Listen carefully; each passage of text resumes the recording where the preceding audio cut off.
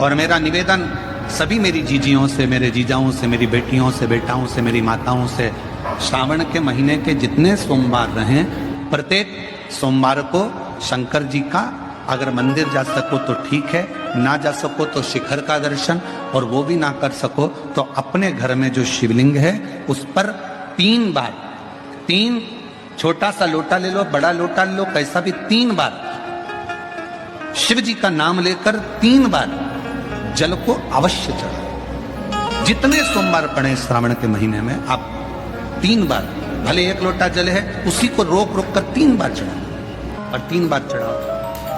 जैसे शिव मंदिर में 3 ताली का नियम है, सावन महीने में 3 लोटा अर्थात 2 लोटा जल पर रुककर 3 बार अगर जल चढ़ाया जाता है तो ब्रह्मा, विष्णु और महेश उस जल को स्वीकार कर कर तेरे घर का भंडार भर दे। 3 बार सावन के महीने में किसी भी एक सोमवार को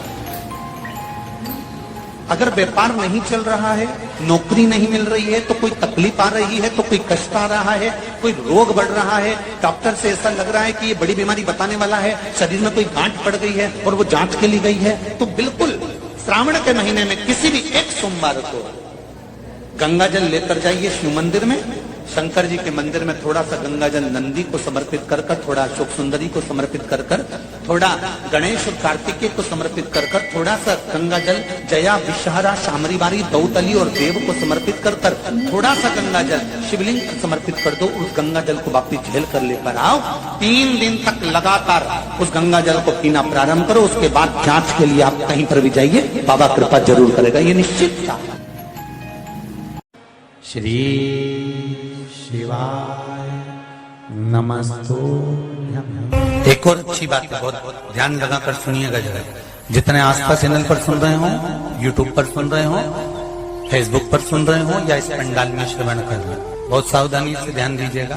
कभी श्रावण महीने में अगर आप शंकर जी के मंदिर में जाएं और शिव मंदिर किसी वृक्ष के नीचे हो, वट वृक्ष के नीचे हो, चाहे पीपल के वृक्ष के नीचे हो, चाहे वो आंवले के वृक्ष के नीचे हो, चाहे वो बेलपत्री के वृक्ष के नीचे हो, चाहे वो शमी के वृक्ष के नीचे हो, चाहे जिस वृक्ष, कोई भी वृक्ष के नीचे अगर कोई शिवालय है, शंकर जी का कोई मंदिर या शंकर जी का कोई शिवलिंग रखा हुआ, तो एक दुर्वा किसी भी श्रावण महीने में तुम जब भी किसी शिवालय में जाएं, जिस वृक्ष के नीचे शिवलिंग हो, उस शिवलिंग पर ये शिवलिंग रखा हुआ है, ये जलाधारी, जलाधारी पर जहां शिवलिंग रखा हुआ है वहां कटी भाग, कटी भाग माता पार्वती जी का हस्तकमल, उसके ऊपर रखा हुआ है शिवलिंग, सामने अशोक सुंदरी और भगवान शंकर के दोनों पुत्र गणेश कार्तिकेय, ऊपर से जल गिरता है जया, विषहरा, शामरीबारी, दौतली, देव,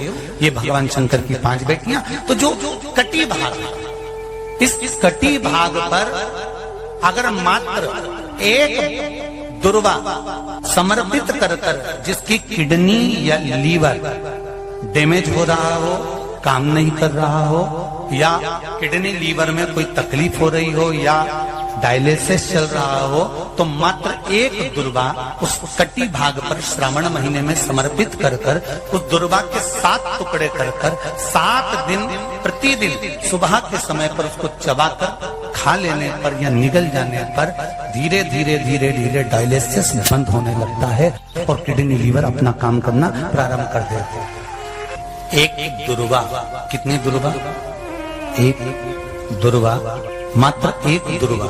शंकर भगवान पर चढ़े हुए जल जब नीचे की ओर आता है, जिस जगह पर जल गिरता है उस जगह पर मात्र एक दुर्वा अपनी कामना कर कर इस शरीर के सुख के लिए शंकर भगवान के जल गिरने वाले स्थान के पास में अवधूतेश्वर महादेव के नाम से रख दी जाती है, तो जिंदगी में कभी बड़ी बीमारी नहीं आती। उसी तरह इससे रोग को समाप्त करने के लिए दुर्वा का प्रयोग किया गया। आप लोगों ने पूर्व में जो शिव महापुराण की कथा कुबेरेश बाबा की धरा से करी थी, वो आप लोगों को ध्यान में होगा। दुर्वा कैसे उत्पन्न हुई थी, दुर्वा का महत्व क्या है, कितनी दुर्वा चढ़ाना चाहिए, कैसी दुर्वा चढ़ाना चाहिए, दुर्वा की उत्पत्ति कहाँ से हुई है, दुर्वा तोड़ने के बाद पानी में डालने के बाद फिर हरी हो जाती है, इसका क्या कारण है,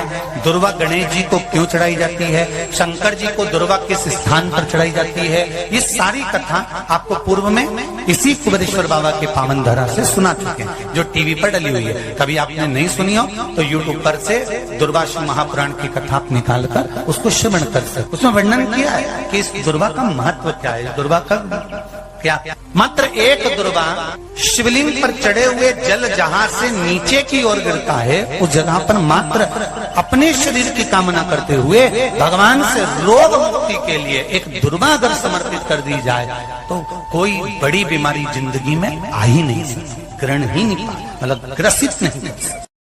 कथा का विराम होने जा रहा है। श्रावण का पहला दिन, वैसे तो अभी आप गुरु पूर्णिमा की कथा सुनेंगे तो उसमें हम वर्णन करेंगे इस चीज का। श्रावण का पहला दिन और श्रावण का समापन का दिन, ये 2 दिन तुमरुका जी का नाम लेकर अशोक सुंदरी वाली जगह पर एक बेलपत्र अगर कोई समर्पित कर देता है तो उसके घर में वंश की कभी कमी नहीं आ सकती, उसके घर संतान जरूर होती है, पुत्र प्राप्त होता है, बेटी हो बेटा हो संतान अवश्य प्राप्त होता है, वंश बढ़ता है। एक बेलपत्र शिव को अपनी मनोकामना कर कर रोग धोग बीमारी तकलीफ कष्ट दूर करने के लिए शंकर के शिवलिंग पर अगर बन सके तो मंदिर में, आप लोग तो यहाँ हैं तो देवाधिदेव महादेव कंकर शंकर को चढ़ाओ, और अगर बेलपत्र नहीं हो तो बेलपत्र जो चढ़ी हुई हो उसी को धोकर वापिस चढ़ाओ। वापिस और सावन का महीना है, दिल से बाबा को रिझाओ।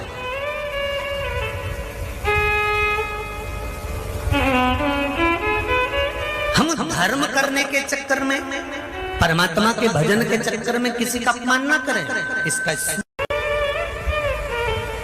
जो माताएं श्रावण के सोमवार का व्रत करती हैं वो पशुपति व्रत मत करना, जो श्रावण के सोमवार का व्रत नहीं करती हैं वो पशुपति व्रत कर सकती हैं, उनको पशुपति व्रत करने का मना नहीं। पर यदि श्रावण का व्रत आप पहले से करते आ रहे हो, श्रावण महीने का व्रत करते आ रहे हो, या श्रावण के महीने में तुम सोमवार करते आ रहे हो, तो फिर पशुपति व्रत ना करते हुए इसको 1 महीना, भले 2 हुए हो 3 हुए हो 4 हुए हो, रोक दो। फिर अगला जब श्रावण पूर्ण हो जाए फिर जो सोमवार आए फिर चालू कर दो। पर अगर श्रावण का व्रत करते हो तो, और अगर श्रावण का व्रत नहीं करते हो तो पशुपति व्रत चालू है, मना नहीं। श्रावण के महीने में जल चढ़ाने के पात्र 2 कर लो। कितने पात्र कर लो? जम के बोलो जरा। 2 पात्र कर लो, भले 2 हाथ में लेकर मत जाओ, एक के ऊपर एक कलश लेकर जाओ। उसका कारण क्या है? शंकर भगवान ने मां पार्वती के सम्मुख में गंगा का आवाहन करा था, तो गंगा जी ने आकर पूछा था, स्वामी जब पार्वती आपके नजदीक में विराजमान है तो मुझे बुलाने का कारण क्या है?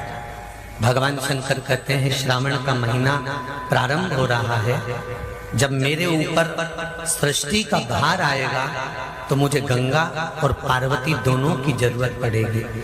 जब घर में विवाह आता है, शादी आती है, कोई फंक्शन आता है, कोई मेहमान आते हैं तो थोड़ी ड्यूटी बढ़ जाती है। रोज 8 बजे उठते हो, पर शादी रहती है तो कितनी बजे उठना पड़ता है? सुबह 6 बजे 7 बजे। यहाँ पर भी आप रोज अपने घर पर उठते होगे 8 बजे तक 7 बजे तक, पर यहाँ तो तुम जब सो रहे होगे तो सवेरे कब हो जाती है और रात कब हो जाती है तुम्हें नहीं मालूम पड़ता होगा कि कब रात हो गई कब सुबह हो गई। लोग ढोलक पीते पीते पीते पीते 11, 12, 1 और तुम्हारी लग गई जप की और बज गई 3:30, सब लग गए लाइन में नहाने और तुम भी भागी जल्दी से नहाने। अब नहाने भी कहाँ जाए, तो माता इतनी चतुर, उन्होंने कहा बरसती हो रही है जल की। भगवान भी सोच समझ के पानी गिराता था, 3 बजे से गिराना चालू करता था 6 बजे तक। उस बीच में भगवान को भी मालूम है मिश्रा जी कहाँ से नल लाएगा, इसलिए उन्होंने चारों तरफ से पानी गिराया और तो नहाना के अंदर। बोलो सही है कि गलत है?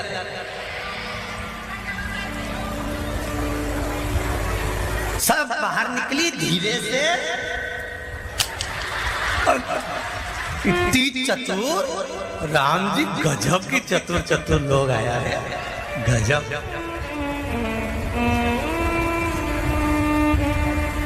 पर एक बात कहूंगा, दिल लेकर आए हो, मेरा महादेव भी तुमको दिल से लुटाएगा, ये पक्का है। 5 पुष्प और 5 लोटा जल। सोमवार के दिन शिव जी के मंदिर में प्रातः के समय पर बाबा को 1 बेलपत्र, 1 दुर्बा, 1 पुष्प, 1 लोटा जल समर्पित कर थोड़ी देर रोककर श्री शिवाय नमस्तुभ्यम या पंचाक्षर मंत्र ओम नमः शिवाय स्मरण कर महामृत्युंजय मंत्र का स्मरण कर फिर बेलपत्र, फिर दुर्बा, फिर पुष्प, फिर जल, ऐसा 5 पंच बेलपत्र, पंच दुर्बा, पंच पुष्प, पंच पात्र जल तुम रुका जी का नाम लेकर समर्पित कर उस जल का आचमन करिए। 5 सोमवार या 7 सोमवार करिए, बाबा गर्भ अवश्य ठहराएगा और संतान अवश्य हो। तुम रुका जी के नाम का स्मरण ही जीव का आनंद दे जाता है। बोल तुम रुक्रेश्वर महादेव की, नंदीश्वर महादेव की। शिव के नाम का उच्चारण हमारे जीवन का सुख दे जाता है। श्रावण का पहला सोमवार होता है शिव तत्व का, श्रावण का दूसरा सोमवार होता है देवी तत्व का, मां दुर्गा, मां भवानी।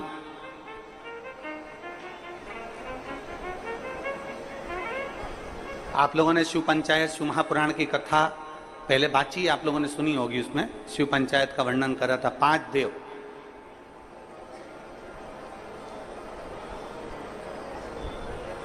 शंकर भगवान, स्वयं पंचदेव में प्रथमता प्राप्त कर बैठते। मां दुर्गा, भगवान नारायण शिव पंचायत में, भगवान भास्कर देव और स्वयं भगवान शिव के सुंदर आनंद धारण करने वाले श्री गणेश पंच।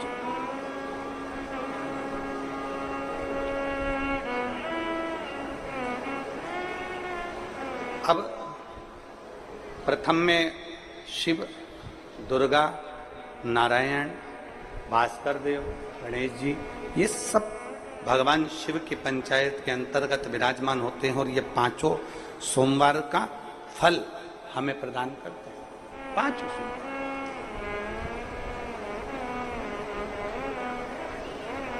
एक सोमवार की महत्वता है, एक सोमवार का क्रम है। कई माताएं उस क्रम को धारण भी करती हैं, ऐसा नहीं कि कई माताएं नहीं करती हैं, सबका अपना अपना नियम होता है। कोई शिव मंदिर में जाता है तो 1 अक्षत, 1 चावल का दाना शिव जी को समर्पित करता है, कोई मंदिर जाता है तो 1 पुष्प शिव जी को समर्पित करता है, कोई मंदिर जाता है तो 1 बेलपत्र शिव जी को समर्पित करता है, कोई मंदिर जाता है तो जल समर्पित करता है। सबका अपना अपना भाव है, जैसे तुम शिव को मना सकते हो। जैसे यहां भगवान शंकर को रिझा सकते।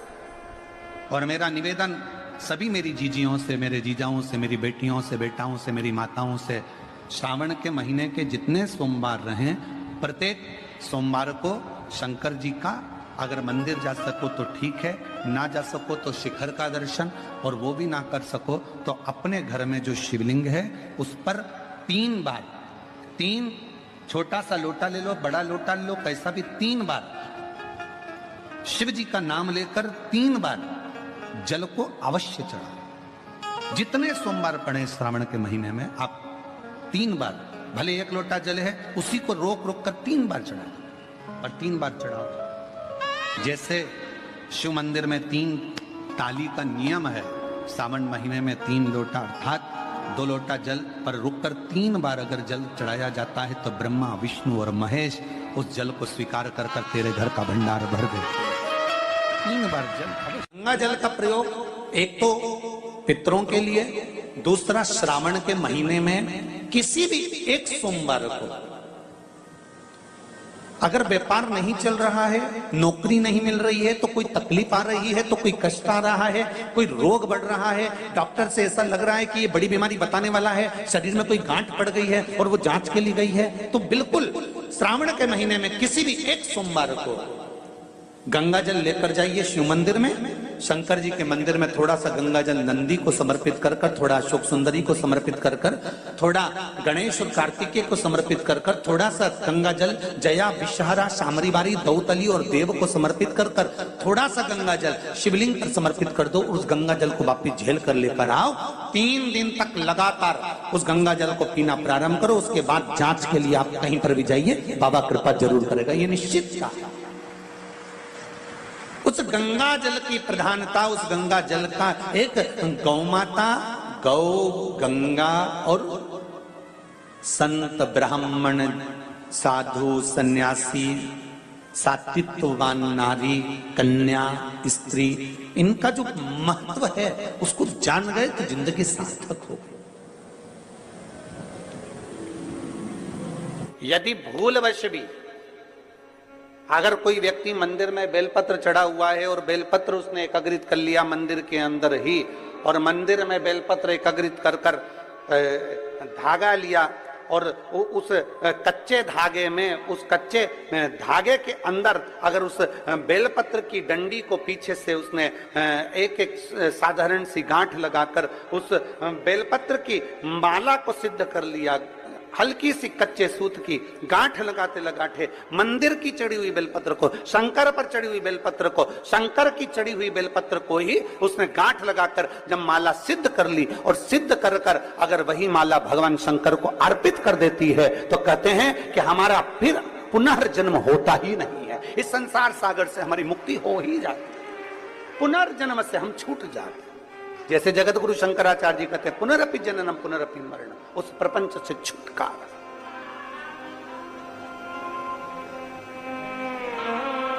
अब कई लोग ऐसे होते हैं कि वो पत्ती में छेद कर देते हैं, नहीं।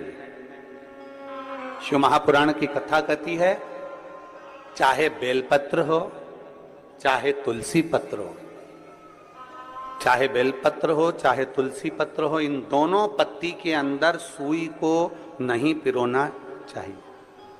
बेलपत्र के अंदर भी सुई को नहीं डाला जाता और तुलसी पत्र के अंदर भी सुई को नहीं डाला जाता,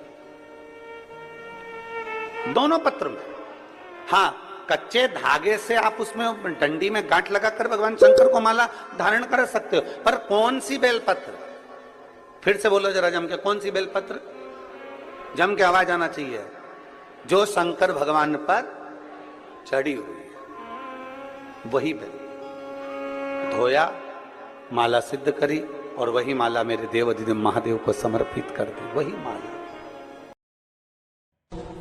श्रावण के महीने में 3 जगह पर बेलपत्र, एक अशोक सुंदरी वाली जगह पर जिसकी डंडी का मुख जहां से पानी बहता है वहां रहे, बहुत ध्यान से सुनना। दूसरी बेलपत्र माता पार्वती जी का हस्त कमल जो जलाधारी है वहां, उसका डंडी का मुख अपनी ओर हो। तीसरी बेलपत्र शिवलिंग के ऊपर जिसका डंडी का मुख तुम जहां बैठे हो उससे ठीक विपरीत हो।